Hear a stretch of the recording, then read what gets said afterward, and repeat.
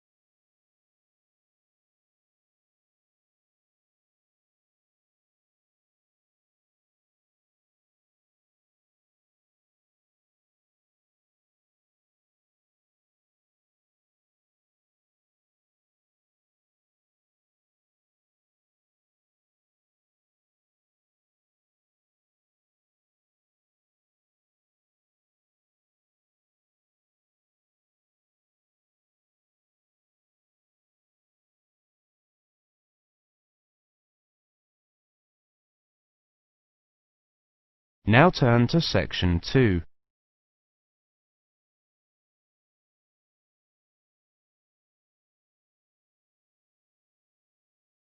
Section 2. You will hear a presentation on advice on legal matters. First, you have some time to look at questions 11 to 20.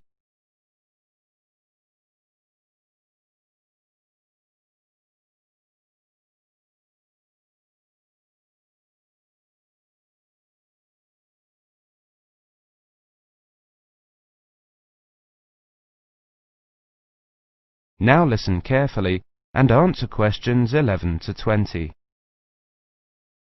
Good afternoon, everybody. My name is Sally Miller, and I'm here to offer you some advice on legal matters whilst you are studying at this university. Happily, most international students complete their courses without running into any serious legal problems. But if you do find yourself involved in a legal dispute of any kind, ask for help. There are two options. First, contact the students' union or welfare officer.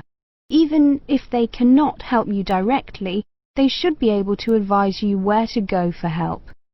The second possibility is to contact the Citizens Advice Bureau in your area. You can find them in the local telephone directory.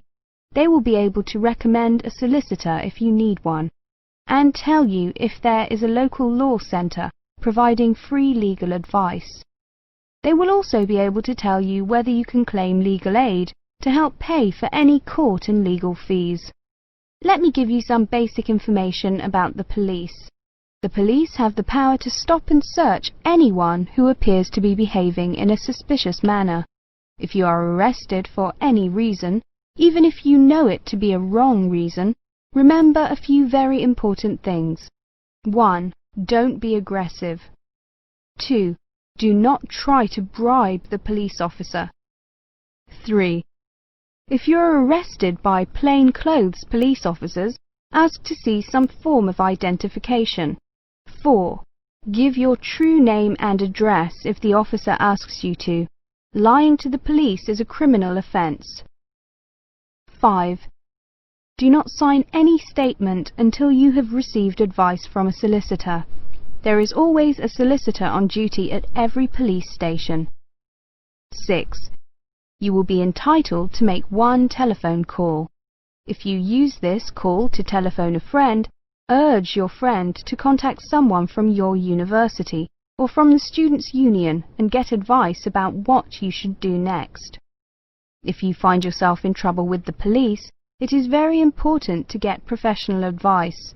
Contact any of the following: your university welfare officer, the Students' Union at your university, your local Citizens Advice Bureau, a local law centre. If you are found guilty of an offence, it could seriously damage your position as an international student, so be sure to ask for help as early in the process as possible.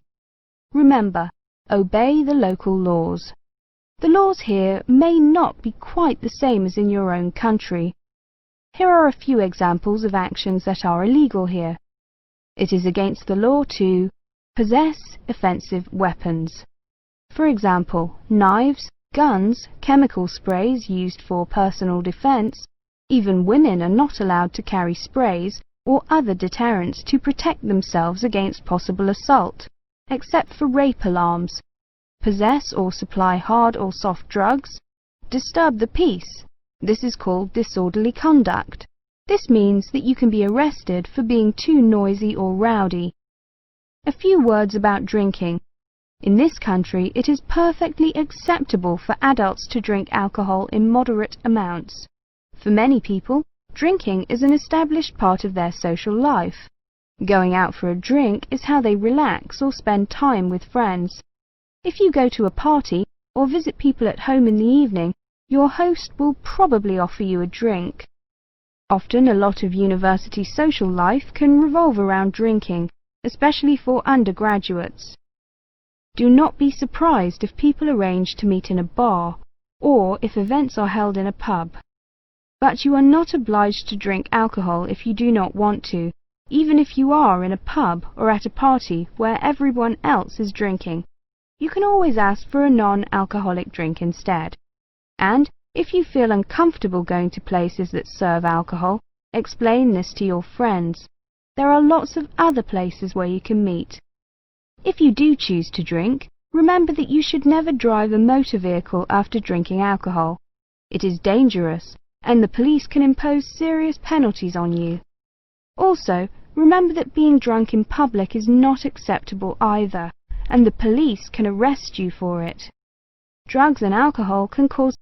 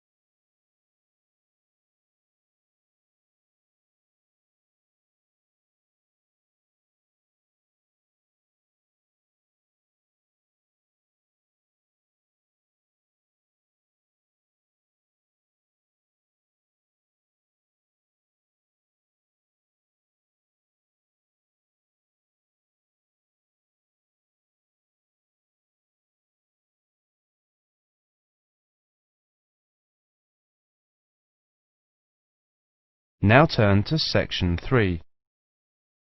Section 3. You will hear a conversation between Carlos, Melissa, David and Simona. First, you have some time to look at questions 21 to 30.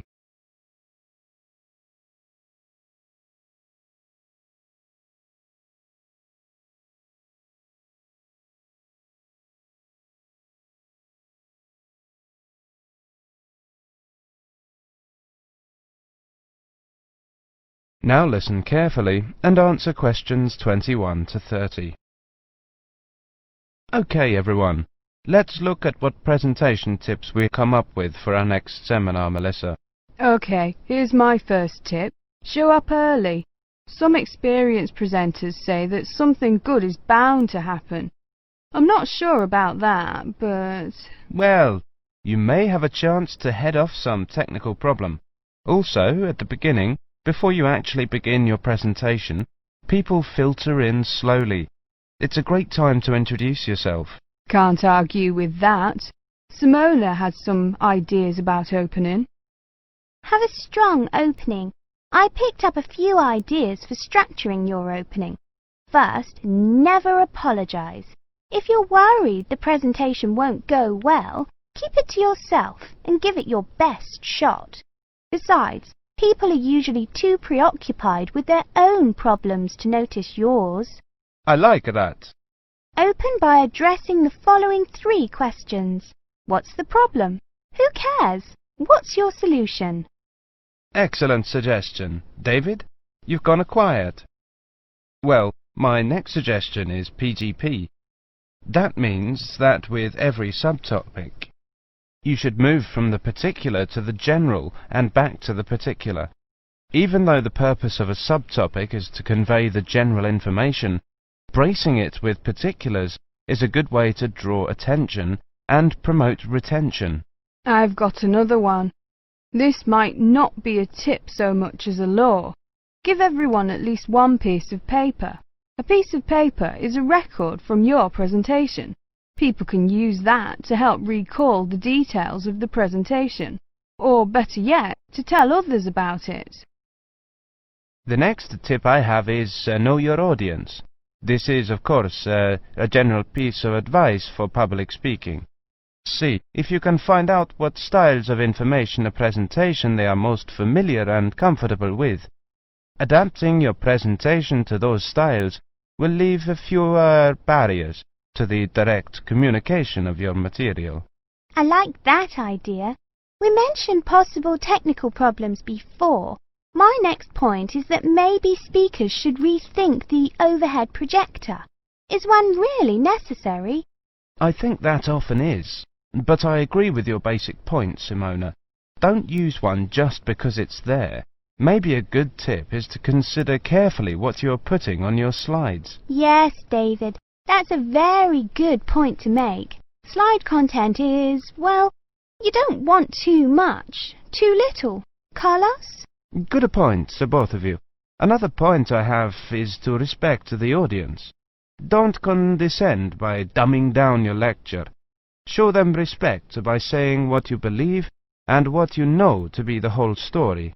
I also have a point about humour. I think that humour is generally good, but be careful with it. Humour in a presentation works best when it actually drives the presentation forward. If you find you're using canned jokes that don't depend on the context of the presentation, eliminate them. David? Maybe, Melissa, but always be very careful about jokes that put down a class of people. If you're going to alienate your audience, do it on the merits of your content.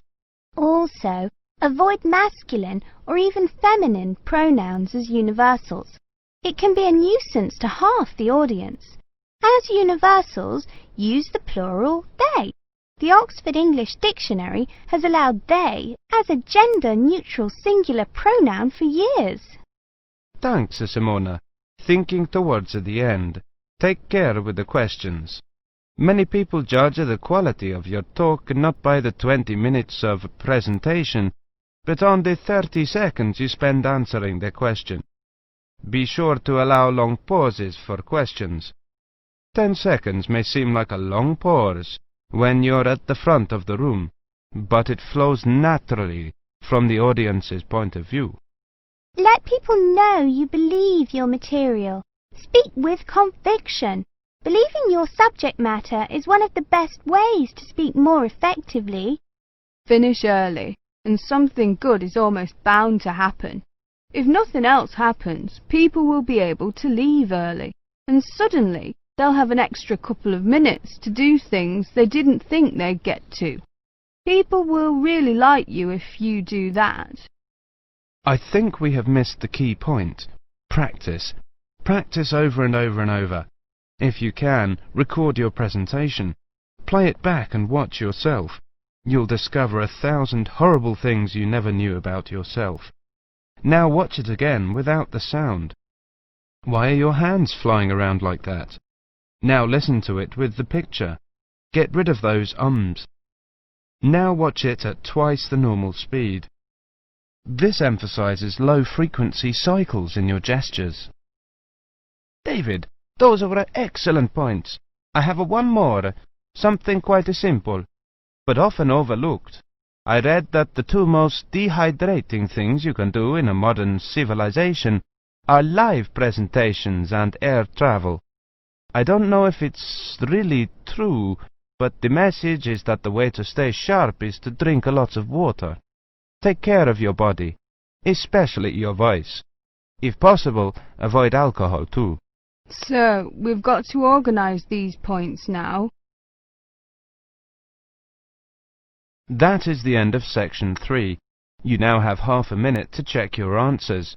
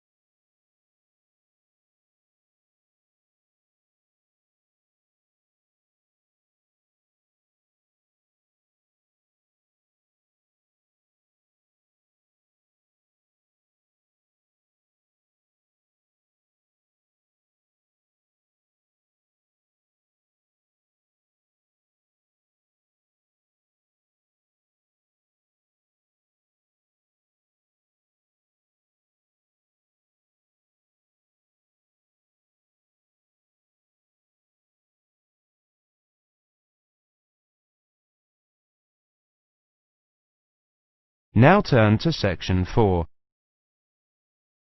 Section 4. You will hear a monologue on the subject of the Celts. First, you have some time to look at questions 31 to 40.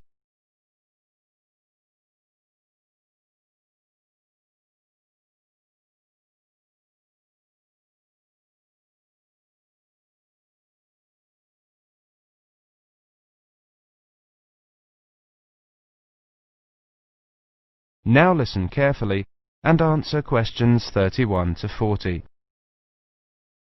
Welcome to this introductory lecture on the Celts. Who were the Celts? The Celts were an Indo-European group, that is, related linguistically to the Greeks, the Germanic peoples, certain Italic groups and peoples of the Indian subcontinent. They arose in Central Europe at the beginning of the first millennium BC, and were an iron-using and horse-rearing peoples. By the end of the first millennium BC, their cultural group had spread up and down the Danube and Rhine, taking in Gaul, Ireland and Britain, across Central Europe into northern Italy and northern Spain. Their roaming across Europe led some of the Celtic tribes to sack Rome in 390 BC, creating a fear of the northern barbarians that was to haunt Romans for hundreds of years to come. The Celts are defined archaeologically by the type sites of Hallstatt and Latene, the former being taken to relate to an earlier phase of cultural development. Hallstatt, an ancient salt mining area, was excavated from 1876 onwards by the Viennese Academy of Sciences, and provided the first classification of the prehistoric Celts. In 1858, the waters of Lake Neuchâtel in Switzerland sunk to a low level, revealing a large prehistoric settlement with a huge number of surviving artifacts. The nearby town of Latene gave its name to the second phase of Celtic cultural development. However, please note that these phases overlap through time and are defined according to geographical area. Let's look at each of these, taking the Hallstatt first. Hallstatt culture is characterized in 4 stages. A and B were during the late Bronze Age, from about 1200 to 700 BC. C was in the early Iron Age, from about 700 to 600 BC. D was from about 600 to 475 BC. The Hallstatt culture spanned Central Europe, with its centre in the area around Hallstatt in central Austria. There were 2 distinct cultural zones, the eastern and the western. At the start of the period, long-distance trade was already well established in copper and tin, the basic requirements for manufacture of bronze. From about 700 BC, trade in iron also became established. The Hallstatt area also already controlled the trade in salt, crucial when there were few other means to preserve food. Control of these 2 crucial trade goods, iron and salt, provided the basis for the accumulation of wealth and influence. From 800 BC, some burials of rich people can be identified in Central Europe, with grave goods such as wheeled wagons and iron swords. Hallstatt C saw the construction of fortified hilltop settlements to the north of the Alps. These had burial mounds holding very high-quality goods, such as vehicles and expensive imported treasures. By the time of the Hallstatt D period, these increasingly extravagant burial mounds were clustered around a few major hill forts to the southwest of the region. This suggests a development and a concentration of wealth and social power, possibly based on the development of Massilia, present-day Marseille, as a Greek trading port.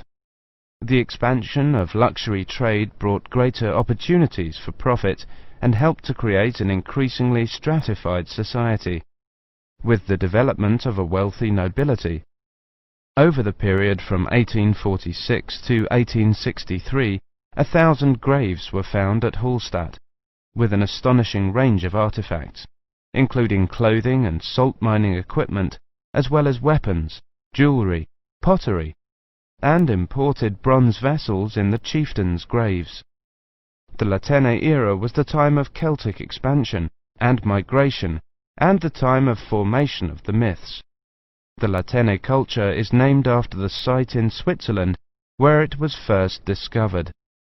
The Latène people were those known to the Romans as Gauls, originally found in an area from eastern France to Bohemia. The Latène culture spread rapidly from about 400 BC. The Latène Celts settled in Spain in 450 BC, in northern Italy in 400 BC, invaded Rome in 390 BC, invaded Greece in 279 BC, invaded Galatia in modern Turkey in 270 BC. By 200 BC, they occupied the lands that are now Britain, the Netherlands, Brittany, Belgium, Germany and Switzerland.